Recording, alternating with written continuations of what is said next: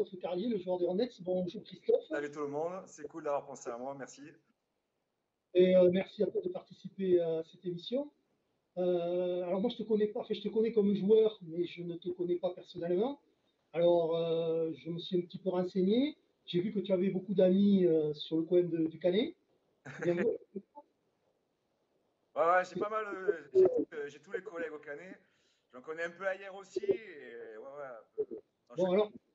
alors tu as des amis, mais ils m'ont filé quelques dossiers sur toi. Ah, Donc je pense qu'à la fin de l'émission, tu vas dire j'avais des amis au Canet. ouais, mais c'est sûr, j'en étais sûr.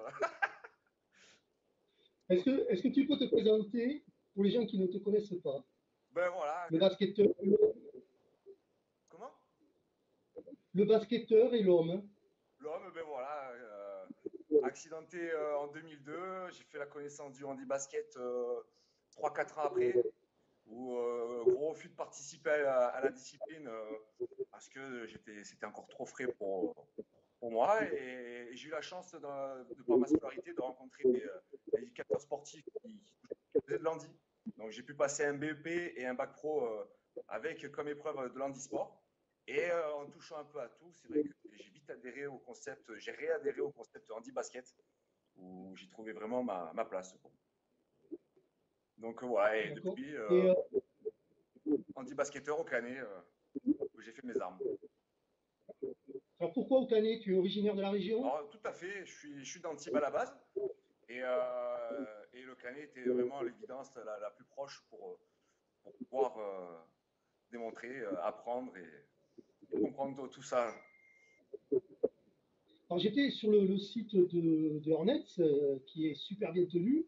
J'ai été voir un petit peu l'organigramme et j'ai vu que tu as été, avant ton accident, tu as été champion de France taekwondo, je crois Ah, beaucoup. c'est exact, avant l'accident, l'année d'avant, j'ai été vice-champion de France.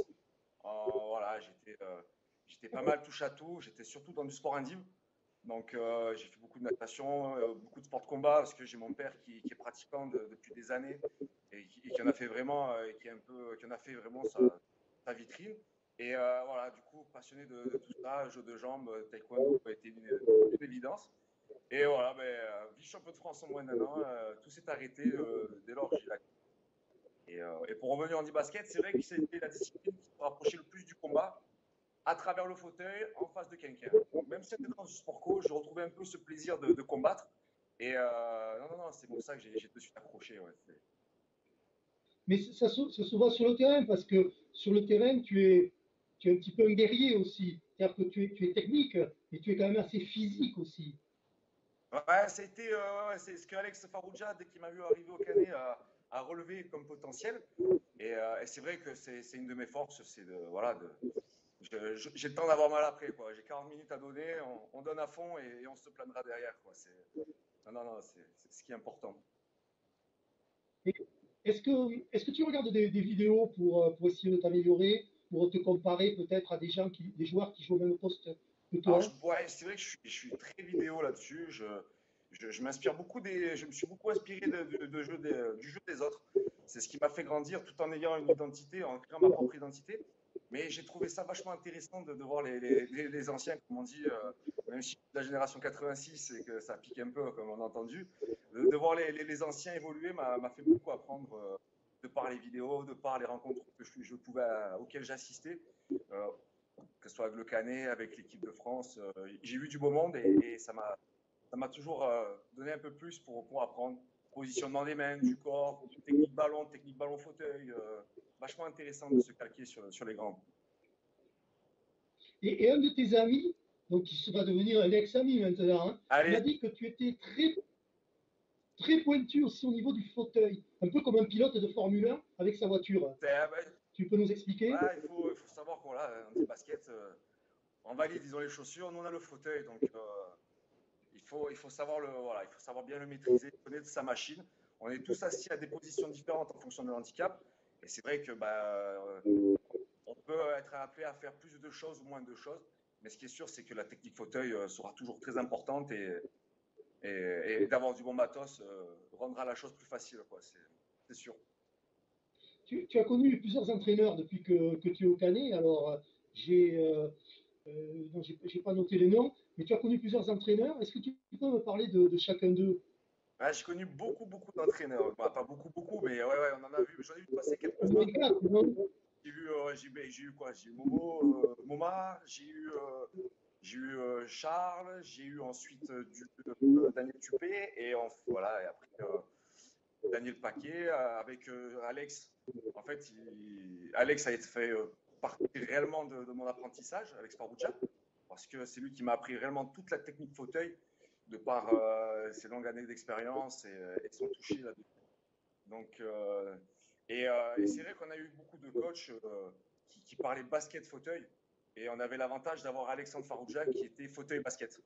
Et les deux voilà, se comblaient bien. On avait l'avantage d'avoir l'entraîneur qui a la vision basket, qui répète sa gamme sur le terrain, qui va avoir le charisme de tenir son match pendant 40 minutes.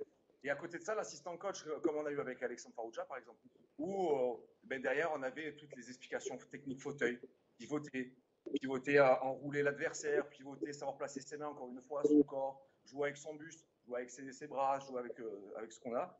Et non, ça faisait un beau mélange. Et est-ce qu'il y en a un qui t'a marqué plus que les autres pour, je sais pas, par rapport au charisme peut-être, ou au travail, ou je sais pas moi, qui gueule beaucoup, je sais pas. Vas-y, Bah, ils ont dis-moi. tous été importants au fur et à mesure de l'évolution de la petite carrière que je suis en train de me faire. Et chacun a son importance, avec ses bons et ses moins bons. Mais non, tous ont permis à une belle évolution. Un beau noyau fort. Et tout le monde avait son petit coup de pioche à apporter à l'édifice, quoi. Bah, son style différent, parce D'autant que j'ai plus. l'avantage d'avoir du basket valide, et comme Charles, des joueurs handi qui ont pris la casquette de coach. Et à chaque fois, ça donnait, voilà, ça guidait différemment, c'était des points de vue un peu différents, mais au final qui coïncidaient bien. On arrive à faire de belles choses. Écoutez bien. D'autant plus que toi, tu es parti de rien au niveau basket, on peut dire, et maintenant, tu es considéré par tes pairs comme un des meilleurs 3 points en Europe. Est-ce que tu penses avoir encore une marge de progression? Ouais, mais c'est gentil à toutes ces personnes de le penser. C'est pas moi qui le Euh, dis, non, c'est le. c'est gentil. Actuellement, voilà, bon, après, je sais que d'un point de vue un peu en retrait, il y a des 3 points qui sont fabuleux actuellement, qui sont costauds en Europe. Et non, comment dire, voilà, je me compare pas comme le meilleur. Maintenant ce qui fait la force, c'est l'entraînement, c'est la répétition. J'ai la chance d'être au Canet. La structure a grandi en même temps que nous, c'est renforcé, et c'est réfléchi. On est accompagné, et c'est vrai que pour le développement d'un athlète, c'est très important d'avoir voilà, des gens qui vont s'occuper de vous prendre en main, qui vont vous expliquer tous les b.a.-ba, que ce soit basket, parce que je suis arrivé au basket, c'était une main devant, une main derrière. À part, j'ai jamais touché un ballon de basket avant le handi. Je me retrouve là à vouloir faire un sport qui contacte. On me donne un ballon dans les mains avec, et j'ai dû apprendre la gestuelle, les règles du basket. Et c'est vrai que le Canet a été une bonne école pour ça. Mais est-ce que justement, tu penses avoir encore une marge de progression? Alors, voilà, je Tu reprends stagnes l'exemple de là. mon père. Je prends l'exemple de mon père qui est dans les sports de combat, et encore aujourd'hui, il est toujours en train d'apprendre. On n'a jamais fini d'apprendre, et ce qui est intéressant, voilà, à un moment, c'est toujours d'aller vers des nouvelles personnes et des nouvelles rencontres, pour développer, pour apprendre plus. Parce que si à un moment on va stagner, je pense, sur le plan physique, basket, il y a toujours un plan mental qui va prendre le dessus, où on va devoir corriger des choses pour être encore plus grand sur le terrain, plus humble, réfléchir, pour aller jusqu'au bout des 40 minutes. Non, il y a toujours à apprendre. Richard, je crois qu'il y a des questions des Oui, internautes. il y a une question de Momo Momo qui dit quels sont les jeunes joueurs futurs talents pour toi? Bah, voilà. C'est vrai que je reprends un peu ce que dit Keke pour l'instant. Voilà, je suis dans ce que je fais. Je vois pas mal de jeunes, je retiens pas trop les noms, mais non, il y a du potentiel. Il y a des jeunes qui sont bien à voir. Mais après, ouais, j'ai pas trop pour l'instant. Je pense aller chercher les médailles. Est-ce que tu as un partenaire qui t'a marqué plus que l'autre? Ouais, j'en ai eu un, ouais. J'en ai eu un bon, Nabil Guédoun, avec qui on a fait une excellente paire. Et mais auparavant, j'ai appris à faire le travail que j'ai fait avec David Guidoun, avec Charles Zilla, qui est au Canet et à qui je faisais ce taf-là. Et actuellement, ce que je reproduis avec Alexis, donc toujours un peu dans ce rôle-là, mais Nabil Guedoun m'a vraiment fait grandir, quoi. Ça, c'est vrai que ça a été aussi une force au Canet, c'est d'avoir des bons joueurs qui débarquaient comme ça, qui sont attachés au groupe, et voilà, de se mesurer toujours à plus fort. Pareil, ça fait partie de la progression. Et d'avoir un Nabil Guedoun, ça n'a pas pris dans un club pendant longtemps. C'est un mec qui met des coups de pied aux fesses et qui fait avancer, qui fait aller chercher des médailles, quoi. Ça, c'est vrai. Je veux le croire, et en plus, c'est un excellent joueur. Au Canet, vous avez un préparateur physique. Est-ce que tu peux nous en parler, c'est-à-dire son approche du basket fauteuil, ses exercices, ses méthodes? Ah, bah, on a un excellent. Ouais, il est génial avec les plots, ouais, ça c'est sûr.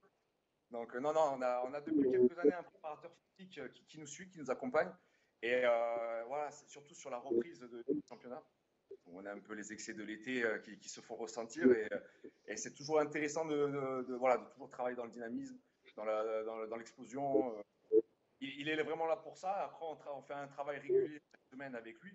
Et du coup, bah voilà, c'est quelqu'un qui fait partie de la famille du Canet et qui nous fait encore une fois avancer, travailler des petites zones d'ombre qu'on n'a pas forcément envie de travailler, mais voilà, il nous les fait répéter. On est toujours sur la répétition de gamme, l'explosion et du maniement de fauteuil avec le toucher de ballon. Et non, c'est ce qui nous a. Voilà, c'est toujours des petits plus qui font que le terrain, on va les 40 minutes. Et toi, tu es un fou de l'entraînement? Alors, je suis un fou de. Ah ouais, je suis un fou des plots. Ouais. Non, non, je suis un fou des entraînements. Je m'entraîne 5 fois par semaine. Euh, je sais qu'il y en a qui vont rigoler derrière la caméra. J'essaye d'être là 5 fois par semaine. C'est différent. Et non, non, par contre, voilà. Je suis un fou d'entraînement, mais surtout, ce que je suis un fou, c'est de retrouver les copains, de partager les moments avec eux. C'est un peu ma récréation, quoi. Est-ce que tu te donnes à fond aux entraînements? Euh, ça dépend lesquels. Non, non, non, j'essaie de toujours me donner à fond sans forcément partir à la blessure, parce qu'on est toujours pris de panache et j'en ai vu plus d'un aller chercher des ballons et finir dans le mur et merci, au revoir. Donc, non, non, toujours réfléchi. Voilà, réfléchi. Je suis pas le mec qui va arriver à l'entraînement et qui va partir de suite avec le ballon. Je vais tirer sur l'élastique. Ouais, je vais faire beaucoup d'élastique pendant 15-20 minutes, préparer la machine, la réfléchir comme ça. Parce que trop de fou que c'est pas Parce que bon. quelqu'un qui te connaît bien m'a dit, oh, il est facile, hein. Facile, ça veut Il est dire, facile. ah, il est facile. Richard, je Il est crois qu'il y facile. a des... Oui, non, il n'y a pas de question, mais il y a juste une salutation de Laura Grouzel qui dit Salut Chris, on te regarde avec les enfants. C'est gentil. D'après toi, ton point fort. Mon point fort, j'aimerais que mon point fort, ça soit vraiment que voilà, je pense qu'avec les années, je suis devenu un peu l'ancien du club. Et le point fort, c'est qu'à côté de ce qui se passe sur le terrain, je suis un gars bonne ambiance. On va pas se prendre la tête, on va rigoler, on va en profiter, quoi. Je pense que c'est un de mes points forts. Tu es J'essaie de le rendre les roi du choses faciles, téléphone, on m'a encore plus entendu avec aussi. le recul, quoi. Comment? Ouais. Je disais, on m'a dit que tu étais le roi du téléphone aussi. Ah, je suis un champion. Non, je suis pas très de téléphone. C'est vrai que je préfère voir les gens physiquement que le téléphone. Non. Surtout quand je suis avec, par exemple, ma fille en train de jouer ou d'en profiter, le téléphone, il sera toujours secondaire. Ouais. C'est ma qualité, ça aussi. Est-ce que tu as joué en référence? Et Que, j'ai plein de que, joueurs que tu référence. J'ai plein de ouais, joueurs référence. Mais j'ai toujours eu, ben voilà, quand je suis arrivé au Canet, j'avais joueur référence. J'avais Merwan Bouranan et avec qui m'a appris le travail du pivot, parce qu'à l'époque, je suis arrivé, je voulais jouer dans un fauteuil d'un point. J'étais novice et c'est lui qui m'a dit que je pouvais monter en taille et qui m'a appris le travail du pivot. Après, oui, en joueur référence, le premier que j'ai eu, c'était Momo Ladef. Et avec ce côté agressif, m'a vraiment embarqué dans ce poste-là.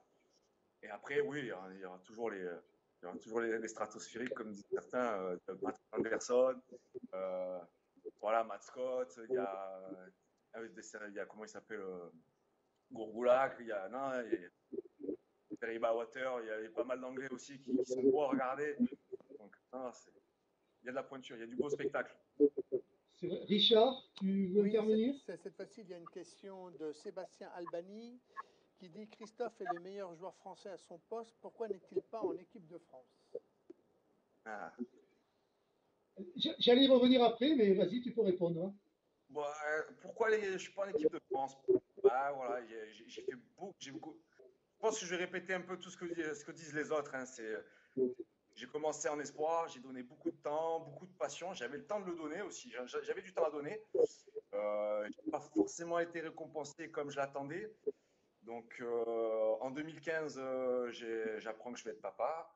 Ça tombe, l'accouchement est prévu juste avant de partir en Angleterre. Donc, mais à côté de ça, on est venu me chercher. J'ai vu un beau collectif sur le papier qui m'a donné envie de faire la démarche et d'accompagner les copains. Voilà, assez déçu de ce qu'on a fait à Worcester, mais pas dans le sens collectif, dans le sens tout ce qu'il y a autour. Euh, et c'est ce qui m'a donné envie, un peu comme tous les autres, de rester à la maison. Manque de professionnalisme, on a été mal accompagnés. Je sais pas, j'ai donné beaucoup de temps, j'ai pas eu le retour escompté. Je suis parti, comme je dis à tous ceux qui me en grève silencieuse. Faire bouger les choses, c'est important. Je pars du principe que, voilà, ce que vous disiez, les anciens ont fait un taf énorme, les anciens joueurs en équipe de France. Ils vont faire à tout ça une carte de visite. Quand on parle des années passées, on a une carte de visite et c'est dommage qu'on n'ait pas su l'exploiter. Aujourd'hui, on arrive encore à devoir payer pour participer en équipe de France. Je ne peux pas être utopique et viser les Anglais, mais le minimum syndical, c'est vraiment voilà, avoir une petite carotte pour avancer. C'est ce qui ferait bouger les choses. Et je pense que comme on est le dernier maillon de la chaîne, c'est-à-dire qu'on est les joueurs à être sur le terrain, il y a un moment, oui, il faut que les joueurs passent par là si on veut faire progresser pour demain, pour que les jeunes de demain puissent voir encore la chose plus professionnelle. Voilà pourquoi j'y suis pas. Après, c'est vrai que j'aurais bien aimé rencontrer Malik Abès en tant qu'entraîneur. Quand il est venu me contacter, ça m'intéressait, mais j'ai senti que derrière c'était faiblard et j'ai préféré à la maison. Il avait des bons joueurs sur le terrain. Moi, ça rentrait pas dans mes convictions personnelles parce que j'avais beaucoup donné auparavant et que j'avais pas eu en retour. Et donc voilà, j'ai préféré rester à la maison. À un moment, il faut savoir pour qui on se fait mal, quoi. Si je vais là-bas, je me fais mal et qu'en retour, j'ai même pas eu un t-shirt, je préfère rester à la maison, regarder ma fille grandir, quoi. Ça n'a pas de prix. Ouais, si ça changeait justement là maintenant, est-ce que tu serais prêt à revenir? Comme dit, voilà, je reprends un peu ce que Kiki a dit. J'ai jamais fermé après la porte à l'équipe de France. Maintenant, je veux le faire dans de bonnes conditions. Et je veux que, je sais, j'ai envie de savoir pour qui je me fais mal et pourquoi je me fais mal. Et on est sur le terrain, on donne beaucoup 40 minutes. Je pense qu'il y a un moment, on va être des joueurs qui voilà, comme certains disent, on est des 80, on a de l'expérience. Et que sur le plateau européen, on a de l'expérience aussi. À un moment, on va tenir baraque, on va être focalisé sur le terrain, on va se prendre des coups. Et il faut qu'on soit bien accompagné pour tout ça. Il faut que ça soit professionnel. Alors, dans un premier temps, que le staff soit professionnel, que l'accompagnement soit intéressant avec le coach, l'assistant coach, que quand on se déplace, on ne se retrouve pas à poireauter des heures et des heures dans un endroit perdu pour possible. Et après, derrière, voilà, comme nous dit certains, la petite carotte qui fait que venir, c'est pas une contrainte. Au contraire, ça donne encore plus envie. On va le dire franchement. Pourtant, le staff de l'équipe de France jusqu'à présent était organisé. Il y avait un entraîneur, un adjoint, il y avait un manager général, il y a le directeur sportif. Il y a eu, C'était quand même bien organisé. c'était très bien organisé. Il n'y avait pas la petite carotte au bout. Non, il y avait d'accord, on pouvait avoir le statut de sportif de haut niveau. On va savoir que le statut de sportif de haut niveau, je ne l'ai jamais eu. Et dans ma région, j'ai pas le droit à grand chose. Donc, non, après, c'est dommage qu'il l'ait enlevé pour d'autres parce que c'était intéressant pour eux. Mais maintenant, voilà, on parle de faire évoluer les choses. Je pense qu'on est obligé de passer un peu par là pour faire évoluer les choses. À qui ça intéresse, à voir. Tout à fait. Est-ce que tu peux nous parler un petit peu du club de Hornets? Ah, En mais général, comment ça se passe? actuellement, c'est chouette. On a une bonne équipe, on a une bonne ambiance. On est une bande de copains qui partageons du parquet. Et on s'entend bien là-dessus, c'est cool. Vraiment, il n'y a pas d'animosité, pas de tension. Il y a un bon feeling. Et ça, c'est bon de vivre cette expérience-là dans un club. t'as jamais eu idée d'aller voir ailleurs? Tu as dû être contacté par des grands clubs Il y a européens. toujours eu l'envie d'aller voir ailleurs. C'est sûr qu'après, voilà, la salle à côté, ça n'a pas de prix à côté de la maison. Après, avec ma femme et ma fille, voilà, c'était important de rester ici. C'est sûr qu'après, l'envie de partager, d'aller voir ailleurs, oui, il y a toujours eu l'envie, il y a toujours eu des propositions. Maintenant, c'est tombé dans des moments où la côté du basket évolue aussi et où on ne pouvait pas trop. Tu as oublié quelque chose aussi au Canet, il y a la mer, La mer, c'est le Canet. Non, non, tout à la fait. mer à 10 minutes et les montagnes à 1 heure et demie, c'est vrai que ça n'a pas de prix non plus. Puis, vous avez de la chance également au Canet de jouer devant du public, comme au Puy-en-Velay, comme ailleurs. C'est des salles où il y a du public. C'est motivant, ça aussi.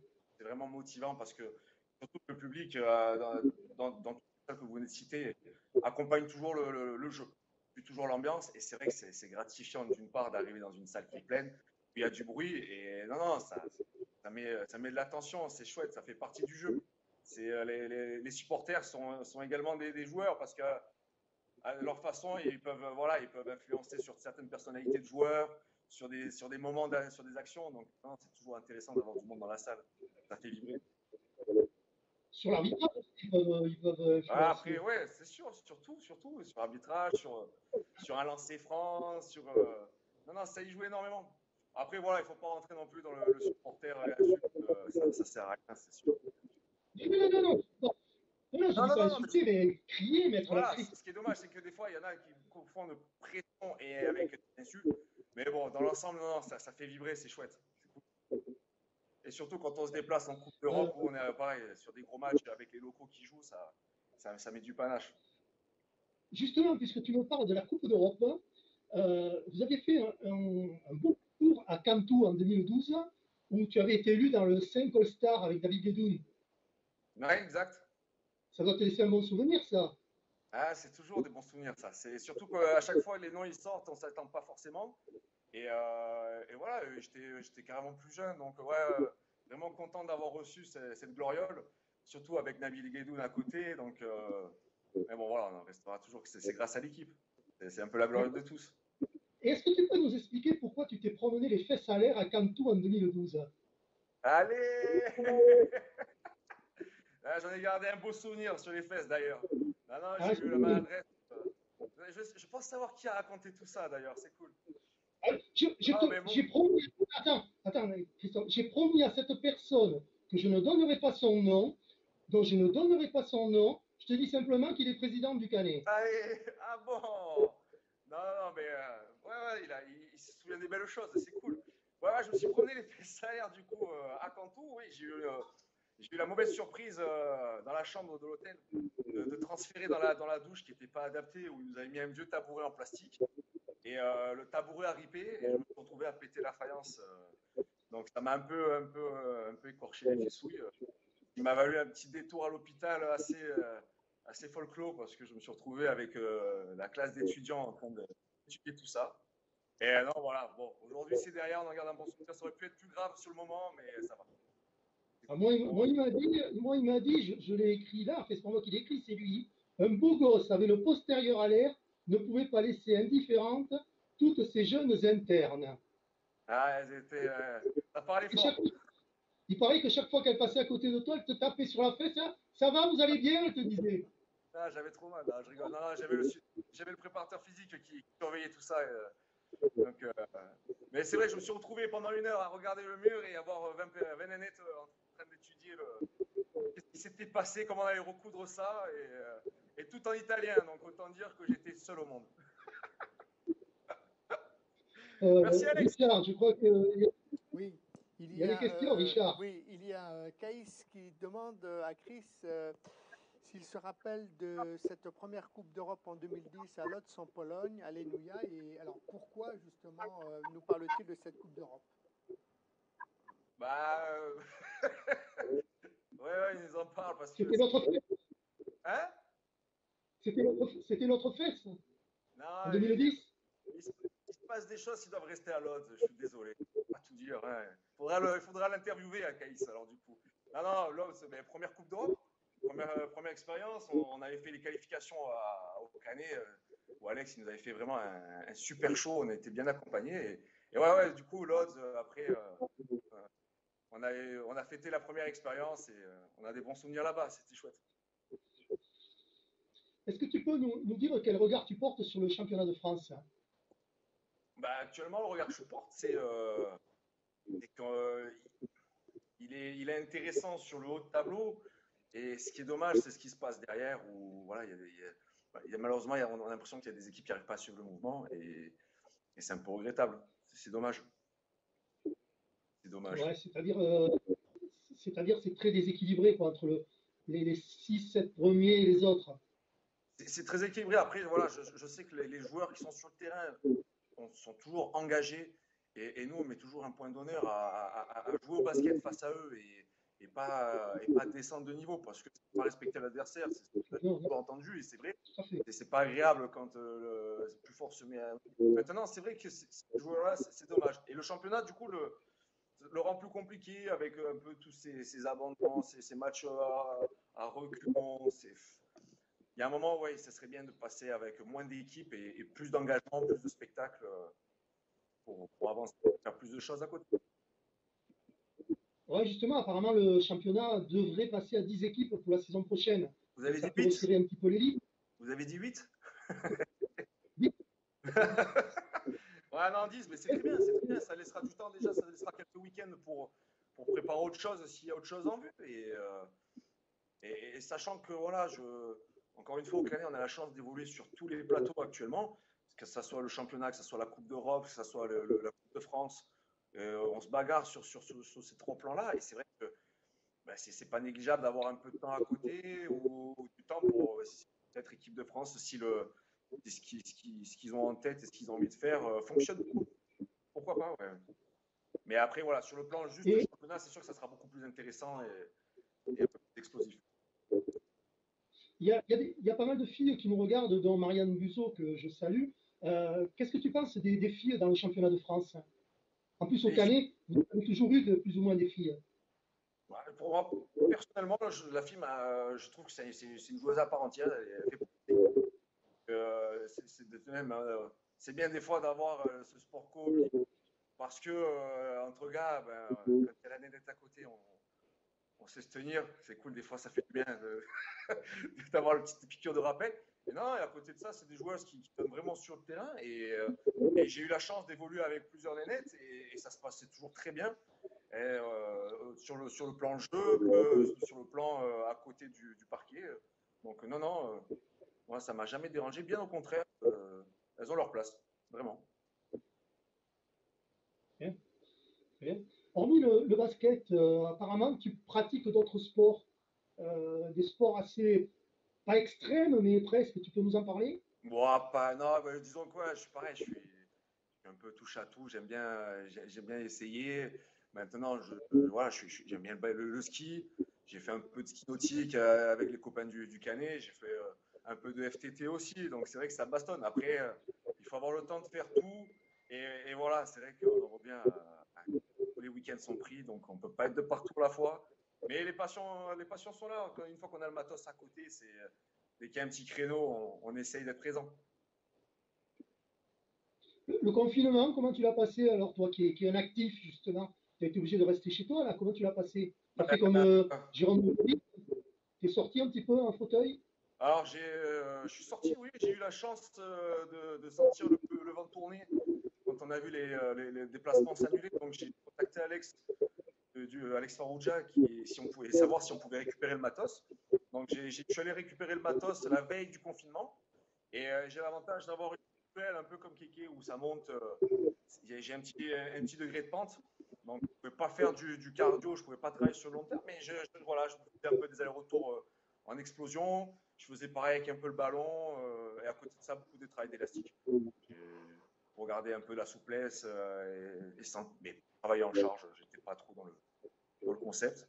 Et voilà. Et après le confinement, j'ai profité de ma vie, de grandir en 2 mois. Ça va trop vite. Richard, je crois qu'il y a des questions des internautes. Oui, il y a une question de Thibaut qui demande quel est le joueur adverse que tu crains le plus dans le championnat? Eh, le joueur adverse que je crains le plus c'est une bonne question. Il y en a plusieurs à des postes différents, mais c'est sûr que le joueur qui aura tendance à être vif et à être pro scoreur, je pense que j'aurai à chaque fois la capacité d'aller le chercher, de le coller. Et, et c'est ce qui fait que sur chaque équipe, il y a toujours un joueur qui impressionne, qui m'impressionne. Maintenant, oui, c'est sûr que spectacle qui m'impressionne finalement, non, pas forcément, mais où je vais être en spectacle, je serai spectateur du joueur, oui, j'en ai, je peux dire, hein, Nico Cancer, à chaque fois, c'est compliqué d'aller le chercher, il joue très bien, c'est toujours plaisir, même si on se frite et qu'on s'attrape sur le terrain, la richesse d'un derby, au final, c'est vrai que c'est spectaculaire à voir, c'est beau cette précision. Et voilà, c'est des joueurs comme ça, des gros joueurs, ou même des petits, il y a toujours le spectacle va impressionner. Voilà, je partirai là-dessus, quoi. Et en plus, toi, tu as besoin de joueurs de l'ombre, comme les petits points. Tu as Stéphane Keller chez toi, tu en as d'autres qui sont d'excellents joueurs, et donc tu as besoin pour pénétrer, pour te faire entre guillemets, le sale travail, quoi. Ah, mais c'est là où j'ai dû apprendre le sport co, parce que oui, on est effectivement, c'est des joueurs de l'ombre, mais on a tous ce rôle de joueur de l'ombre. Mais oui, tout le monde doit apporter à l'autre, tout le monde doit venir chercher le bloc, le débloc, pour créer des surnombres, des situations faciles à contrôler pour lesquelles on va marquer. Après, c'est sûr que je serai un joueur avec la position haute, où je serai sur la finition. C'est-à-dire que par rapport à des joueurs plus bas, je vais recevoir le ballon et marquer. Mais tout le travail en amont, oui, c'est des joueurs comme ça qui vont le faire, mais pas forcément que le 1 point, ça peut être le 4 points.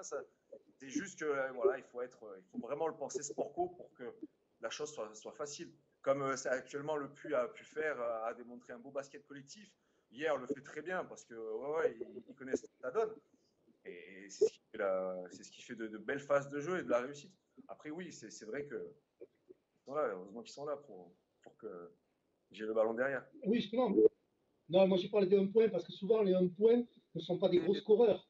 C'est ça. À la fin du match, Tartampion, il a marqué 20 points, celui-là 25. Mais s'il a marqué 25 points ou 20 points ou 40 points, c'est parce que son 1 point lui a peut-être facilité le travail et le mec, il a shooté dans un feuille. Mais carrément, mais là-dessus, je suis d'accord parce que c'est vrai qu'au début que j'ai commencé le basket, je regardais Yo-Yo qui s'entourait toujours de 1 point, qui faisait le travail de l'homme, comme vous dites, et qui l'amenait toujours à ce qu'un shooter d'extérieur se termine dans la raquette parce que tout le monde lui avait fait le petit chemin. Mais après, ce qui est intéressant, c'est que tout le monde devrait le faire.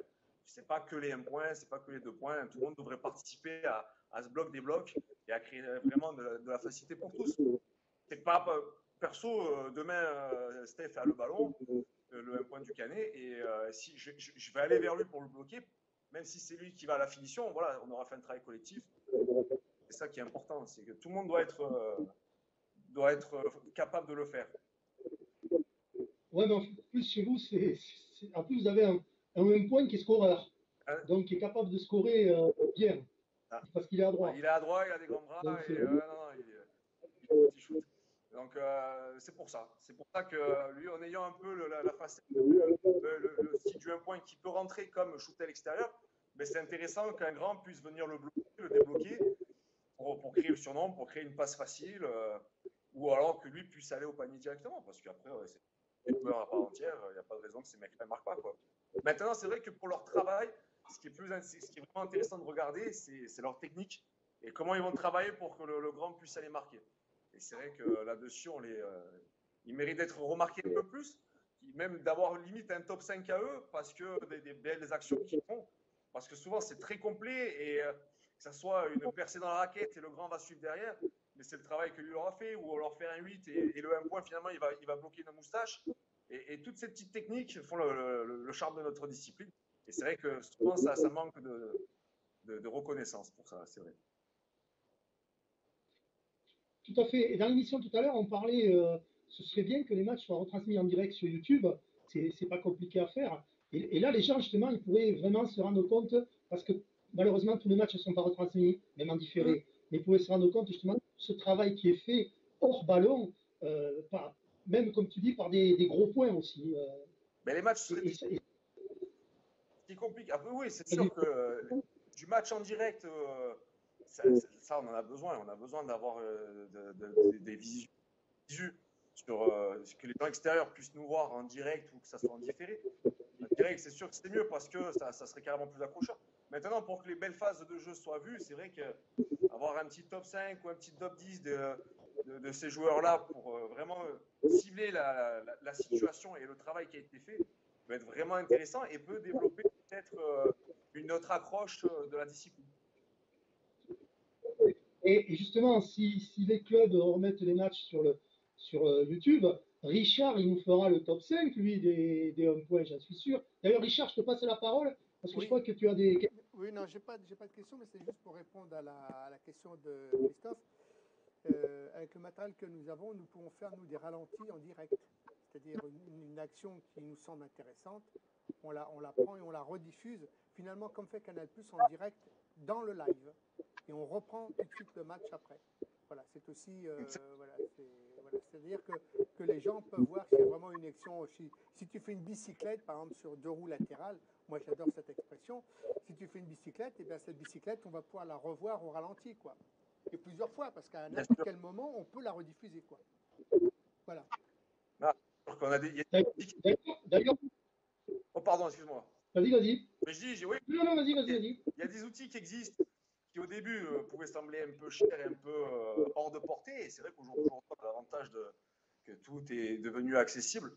Et c'est dommage que voilà, il n'y a pas, le jeu de faire évoluer un peu là-dessus pour que les matchs aient une autre dimension, même retransmis sur YouTube, qui est voilà, qui est une autre dimension, qu'on puisse voir des ralentis techniques. Parce qu'on va avoir des passionnés, des gens qui vont venir courir, qui forcément vont regarder le ballon en premier lieu. Moi, j'ai toujours entendu ça, perso. Les gens venaient et à un moment, ils voyaient plus le handicap, ils regardaient le jeu du ballon. Mais c'est vrai qu'après, le jeu du fauteuil, la technique fauteuil revient. Et mettre ça en avant, c'est vrai que ça pourrait être carrément accrocheur parce que des choses vont très vite et apporter des ralentis pourrait dynamiser un peu la chose. Mais justement, on parlait des home points tout à l'heure. Les home points qui jouent en National 2 ou National C pourraient justement en visionner ces vidéos en direct là, ou en différé et voir un petit peu le travail que font les home points en National A et en National B pour prendre un petit peu exemple dessus. Mais, je reviens un peu à comment j'ai appris le basket et à me calquer sur les anciens, c'est-à-dire voilà, le peu de matchs qui traînaient à l'époque sur Facebook, non, pas Facebook, sur YouTube. Voilà, regarder, repasser les techniques, regarder dans la position à laquelle tu es assise, comment le joueur, l'autre qui est assis pareil, développer, travailler, est-ce qu'il était possible de faire, reproduire à l'entraînement, toujours aider et assisté par les copains et les entraîneurs. Ouais, pareil, pour revenir à la roue latérale, la première fois que j'ai vu du basket, j'ai vu une roue latérale, ça m'a toujours plu de le faire. Du moment où j'ai compris que je pouvais réussir à le faire, il y a eu un gros travail de fond avec Alex Farouja pour qu'on arrive aujourd'hui à aller chercher le ballon à l'entre-deux, quoi. Mais c'est un travail de fond. Mais c'est vrai que ça a été sur des ralentis, sur des vidéos, sur du calque. Et toute cette petite génération qui veut s'intéresser au basket, ça peut être des bons outils pour eux pour évoluer, pour progresser.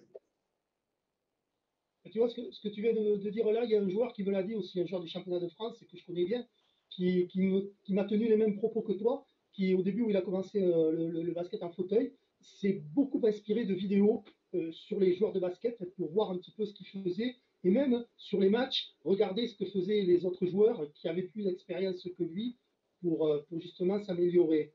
Et la bicyclette, il paraît que tu es le roi de la bicyclette justement au Canet.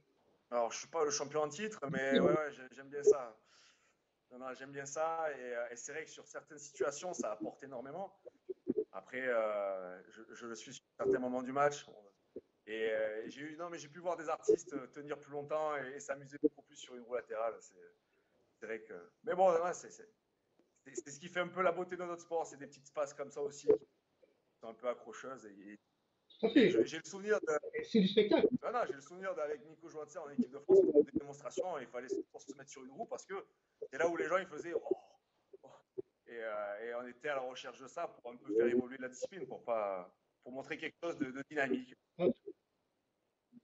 Mais tout à fait, parce que c'est du spectacle. Ah, mais ça fait partie du truc qui va faire un peu la différence en mettant ces petites phases artistiques, mais qui sont des fois, voilà, sur certaines phases, quand le grand, et on a des grands qui ont des bras et qui viennent des ballons monter sur la roue latérale, tu peux faire un décalage, gagner un peu le petit centimètre de différence qui fera que tu auras le ballon pour marquer.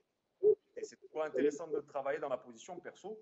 Et non, c'est des petites, voilà, mais c'est des techniques que j'ai vues, revues, étudiées. Je regardais les Anglais, les Turcs, les Américains le faire. Après, Nabil est arrivé au Canet, je regardais Nabil le faire. Et toujours dans l'inspiration, toujours travailler et en faire plus, quoi.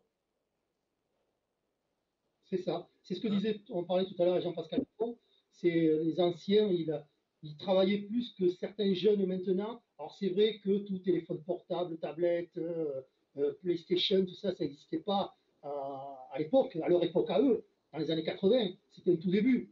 C'était l'Atari, la tablette Atari, pas connue, quoi. Qui existait, c'est la Super Nintendo. Mais avant la Super Nintendo, il y avait la Nintendo. Il y avait la aussi, la normale.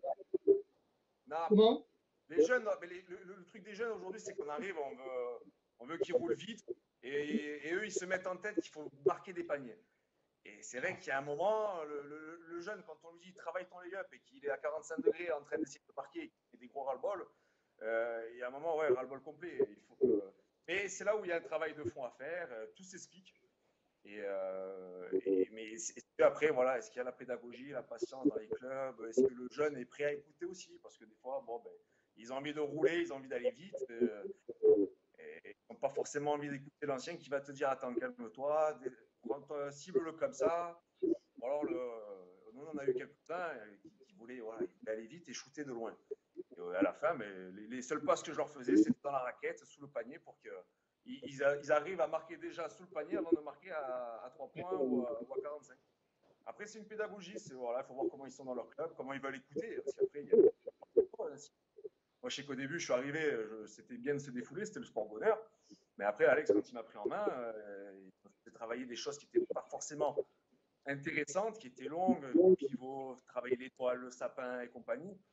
On n'a pas forcément envie de le faire, mais au fur et à mesure du temps, on grappille et on se retrouve à avoir de la technique et à pouvoir bien le développer, quoi. Il faut savoir le comprendre en amont. Tout à fait. Richard, tu voulais intervenir? Oui, alors pas de question, mais une réflexion du président des Hornets, Alexandre Farrugia, qui dit « Si c'est vrai que Chris n'est pas aujourd'hui au Canet celui qui bosse le plus, virgule, il faut savoir qu'il a énormément travaillé et seul, 3 petits points, pour en arriver là. » Point. Merci Alex. Yoris, c'est bon, t'as entendu? Non, il y a eu un gros travail. Avec Alex, on passait des étés avec Alex à travailler la technique fauteuil sur des terrains de basket en extérieur. Et il était vraiment, voilà, c'était le coach technique. Il m'a jamais lâché pour ça. Et on en a fait, on en a fait, on en a fait, on en fait encore et on en fera demain. Et c'est pour ça que des fois, quand ça fait longtemps qu'on répète, c'est gestuel, ça peut devenir un peu fatigant, un peu long, mais on n'en a jamais assez parce que des fois, le pivot, on va aller chercher un peu loin et c'est ce qui va faire la différence sur un match, sur un bloc intéressant, sur une phase de match. Et c'est voilà, non, il faut toujours répéter, c'est secret. C'est vrai. Alex nous regarde, on cherche un assistant, Alex, à l'équipe de France de basket. Alors peut-être que tu peux postuler. C'est jamais. Ouais, mais on ira ensemble. Voilà. Et puis si je puis me permettre, ça serait bien qu'Alexandre puisse venir au sein de ton émission pour nous parler de l'historique du club des Hornets Le Canet. Alors moi, je sais que je suis assez pénible pour ça parce que j'ai tendance à ressasser et un peu énerver les gens parce que je leur demande toujours il faut venir. Mais à un moment donné, il faudrait que le président quand même prenne quand même son courage à deux mains et venir dans ton émission.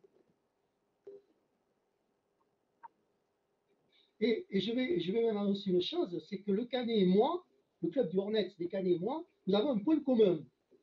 C'est que le club du Canet, Alexandre va me le confirmer, a été créé par un Palois, et moi je suis Palois. Donc, et le gars, il jouait à Pont-Nord-Est, et à Pont-Nord-Est est passé en valide un certain Nicolas Jouancer aussi, qui joue hier maintenant. Voilà. Et ce club Nicolas Jouancer. Non, d'accord, je savais pas, pour la petite histoire, je connaissais pas, je connaissais l'histoire, mais je savais pas que cette personne venait de chez vous, là. Tout à fait, Content de tout à l'apprendre. fait. Il était de Pau, du club de Pau-Nord-Est, et il était en D'accord. rééducation chez vous là-bas. Et c'est lui qui a eu l'idée, comme il était basketteur, de monter un club handi. Et Alexandre était au départ aussi, je crois beaucoup, il va nous Tout le à fait. confirmer. Euh, voilà, donc c'était pour l'anecdote ça. Bon, Pour terminer l'émission, ton meilleur souvenir sportif, Christophe? ah, meilleurs souvenirs, il y en a beaucoup, hein. Il y en a beaucoup. Ben, j'en ai eu avant et après l'accident. Et c'est vrai que voilà, déjà le premier, c'est première fois que je soulève la Coupe de champion de France. Parce que comme je le répète, tous les week-ends, on se bagarre pour la Coupe de champion de France et pour le trophée. Et la première fois quand je l'ai soulevé hier, c'est vrai que ça a été vraiment le plus beau souvenir. Enfin, je pouvais porter ce grade pour lequel j'ai vraiment transpiré. Et ouais, non, ouais, c'était celui-là. D'accord. Richard, je crois qu'il y a Oui, non, il des y a juste questions une peut-être? confirmation toujours du président Alexandre Farrugia qui a seulement répondu à une question et pas à l'invitation. Il dit tout à fait, il s'appelle Frédéric Tétard. Voilà, Frédéric Tétard, tout à fait. Et donc, dernière chose, Christophe, ton trait de caractère. Mon trait de caractère? Oui, parce que je vais te dire, moi, vu de l'extérieur, ne te connaissant pas, sur le terrain, tu donnes l'impression de quelqu'un de très concentré, dur, mais ça m'a été confirmé par Daniel Paquet, dur sur l'homme, je veux dire, Mhm. euh, technique, physique, qui ne lâche rien, euh, un peu bougon, mais qui le garde pour lui, quoi. Voilà, voilà comment moi je te ressens de l'extérieur du terrain. Bien sûr. Comment exactement? Bah, je suis un peu, oui, oui, ouais, je pars du principe qu'on a 40 minutes à donner et que sur le terrain, voilà, on peut avoir des bobos, on peut avoir mal. En tout cas, c'est toujours ce que j'ai dit au coach, c'est qu'il pourra compter sur moi. J'ai le temps d'avoir mal derrière et c'est vrai que il y a eu une phase où, quand les anciens ont commencé à partir et que nous, comme on dit Alex, les enfants du club, on a commencé à prendre ce rôle d'anciens. Et oui, il a fallu affirmer un peu le caractère. Je te coupe parce que quand tu parles des anciens, je vois qu'il y a Stéphane Keller et Kaïs Mekasni, non? Tout Vous à êtes fait, arrivés c'est ça, ensemble, les trois. c'est les copains. Ouais, ouais, on est arrivés tous les trois en même temps qu'année et quasiment. Et on a fait nos armes ensemble parce que, pareil, avec Steph, on découvrait la discipline. Kaïs, on connaissait un peu plus sur le rayon, mais voilà, il était novice, pareil. Et on a évolué, on a grandi ensemble. Et c'est vrai qu'aujourd'hui, quand on voit l'histoire à laquelle on a participé, et les départs qu'on a eus, parce que c'est vrai que Nabil était là, on s'appuie énormément sur lui, les anciens aussi, les grands joueurs, du moins les grands joueurs, les joueurs qu'on a eus. Et c'est compliqué après voilà, de retrouver un équilibre là-dessus. Donc aujourd'hui, bah ouais, en tant que 86, on prend un petit coup de vieux dans la corniche et montrer que oui, on a pris du grade et on s'impose là-dessus. Après, c'est sur le terrain, une fois que c'est fini. Voilà, après que c'est fini le terrain, ton caractère, c'est quoi? Jovial? Bon, après, une fois que c'est fini, c'est fini. Qu'on ait perdu ou gagné, on s'est amusé. Quoi qu'il en soit, voilà, on reste un sport, on joue au ballon. C'est ce que je dis des fois, c'est quand les mecs, on se prend la tête. Faut pas oublier que on joue au ballon. On a cette chance quand même de pouvoir s'éclater en jouant au ballon. Et voilà, il faut un gagnant, il faut un perdant. J'ai souvent eu la remarque, putain, mais Chris, on a perdu, et tu souris. Ben ouais, bon. Ou alors l'arbitre, il veut venir parler. Bon, non, le match est fini. T'as rien de déblatéré, c'est sifflé, j'ai fait le con, ou j'ai pas fait le con, et voilà, ça continue, et du coup, j'ai des blagues à faire, il faut que j'aille faire des blagues aux collègues. Richard? Oui, alors deux choses. Il y a tout d'abord Nabil Guidoun qui dit Chris est un grand joueur avec qui j'ai tout gagné avec lui. Laura Crouzel dit le trio d'enfer. Alexandre Farrugia qui conclut un joueur qui met l'ambiance dans le groupe. Et puis Laura Grouzel qui dit toujours Grouzel, pardon, un pro du Photoshop, Chris. Voilà. Donc voilà. Donc je sais pas. Paraît-il. Comment? Sur son téléphone, tu as un pro du Photoshop. Ouais, j'aime bien, c'est rapide, c'est facile, Ouais. c'est instantané, ouais, on rigole bien avec ça. Mais les collègues, ils m'inspirent, c'est mes muses, donc je suis obligé je peux pas rester sans rien faire, je suis obligé. Tu as des bons clients. J'ai des bons clients, ils sont faciles. Bon, j'essaie toujours de rester raisonnable parce que si ça peut aller très loin des fois et on contrôle plus rien. Non, non, non, on rigole bien, c'est cool. Et ça me dérange pas d'être l'arroseur arrosé. Ils me le rendent bien pour ça aussi. D'accord. Ben écoute, on termine l'émission là. Est-ce que tu peux nous donner le mot de la fin, ton ressenti sur ce qu'on a discuté cet après-midi et puis si tu avais autre chose à Ben, rajouter oula. dans la correction, en étant correct. Ah, non, non, non, bah, ce qui paraît, j'ai loupé une émission. J'ai loupé l'émission, ce qui paraît, et j'ai appris ça juste avant avec Jean-Baptiste. Et ouais, j'irai voir, j'ai jeté un petit coup d'œil. Non, mot de la fin après, tout simple, ben, merci.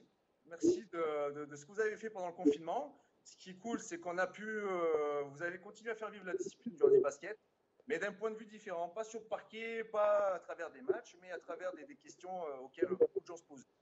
Et vous avez permis d'y répondre, ou du moins des gens puissent donner leur avis. Comme je vous dis, pas mal de gens par rapport à l'équipe de France, par rapport à des coachs, et c'est vrai que, comme je te disais au début, cette petite grève silencieuse, il n'y avait pas forcément eu de parole, que ce soit entre les joueurs ou comme ça, émis à haute voix. Et ça a été bien que voilà, ça bouge, ça se dise. Et voilà, je suis content aussi de vous rencontrer, pas en tant que papa de Nicolas, mais en tant que passionné du basket et qui veut faire bouger les choses. Je, je ne suis pas là en tant que papa de Mais, Nicolas, je suis là en tant que. mais c'est ce qui m'a fait accrocher carrément. C'est au contraire, parce que j'ai commencé à écouter l'émission après 15 jours par rapport à la première. Et c'est vrai que je vous ai découvert vraiment intéressant parce que vous étiez là pour débattre du basket et défendre la cause basket. Et le fait d'être neutre apporte vraiment une bonne vibe à l'émission. Là. Donc, merci pour ça. Richard, merci d'avoir permis de le faire. Et non, non, continuez, ça évolue. C'est bien de faire bouger les choses. Voilà. Alors, je vais, puisque moi j'essaie toujours d'avoir une projection pour l'avenir, moi ce que je souhaiterais, mais ça je ne peux le faire qu'avec les présidents de club, c'est à la reprise du championnat, et si on nous permet d'être tous plus ou moins sur un terrain, etc., je souhaiterais donc mettre en place un week-end en direct d'une rencontre, c'est-à-dire d'un lieu. Par exemple, on va le samedi après-midi au Canet ou à Saint-Avold, etc., et on passe tout le week-end et on fait tout le direct à partir de ce club, c'est-à-dire le samedi et le dimanche. C'est-à-dire que le samedi, on diffuse le match en direct du club, on diffuse, on reprend les autres images pour faire des directs et de parler de ce qui se passe, et le dimanche, on reste toujours sur place et on diffuse toujours avec ceux qui veulent, les joueurs, etc., qui pourraient être aussi sur le plateau, diffuser également les matchs de National 2, National C, qui auront, eux, lieu le dimanche. Vraiment faire un week-end basket alors une fois à Hyères, une fois à Marseille, une fois à Bordeaux, une fois à, je sais pas, les clubs sont divers et variés. Voilà. Donc ça, c'est aussi des choses auxquelles nous pensons pour justement mieux connaître aussi les lieux, les présidents, les joueurs. Et puis après le match aussi, le lendemain, faire un débrief avec ces joueurs. Et puis tout en suivant les rencontres qui ont lieu le dimanche. Voilà. C'est une idée à développer, à voir si tout cela est possible à mettre en place. Voilà, donc ça c'était juste mon petit bout, mais je vais relaisser la parole à Claude. Excuse-moi Claude. Non, non, pas du tout. Ben, écoute, Christophe, merci beaucoup d'avoir participé à cette émission. Ben, nous aussi, ça nous fait plaisir parce que on découvre des joueurs sous une autre facette. Comme je t'ai expliqué tout à l'heure, moi je ne te connaissais pas. Je connaissais le joueur Christophe Carlier, je ne connaissais pas l'homme. J'ai appris à te découvrir avant de te rencontrer quand même, parce que je voulais quand même, chaque fois que je présente une émission, j'essaie de gratter un petit peu le vernis pour connaître un petit peu les gens, que je n'arrive pas comme ça, le bec dans l'eau.